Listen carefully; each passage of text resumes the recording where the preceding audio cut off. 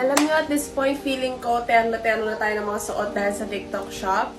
Pero, ano naman, mura, tapos maganda yung quality, tapos, ang ganda pa. So, dahil bumabagay sa labas, magta-try on lang ako ng mga nabili ko sa TikTok shop. Tapos, let me know ano pang colors yung dapat kong kunin. Kasi ang dami laging options. So, una na dyan, itong tube peplum top na napakasikat. So, I have it in baby blue and white.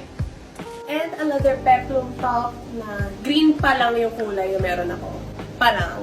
Ito namang one-sided tie top I have in black and pink. Black pink!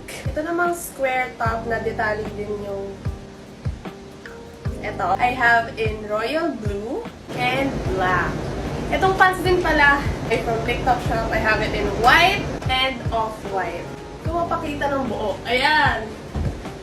Chunelas ko. Isa pang item na patok sa netizens ay the dress na ganito ang likod at may pocket. Aray po tumakit. So, meron lang akong maroon color. Another dress na lagi kong nakikita is this one, yung may puff sleeves, ganyan. I have it in purple. Hindi ganito yung kulay in real life, pero sa camera, it's giving Barney. And lastly, this dress na may isang pocket na I have in black. So, help me guys kung anong mga kulay pa yung magandang kunin. Lahat na yun nasa yellow basket, dito or dito.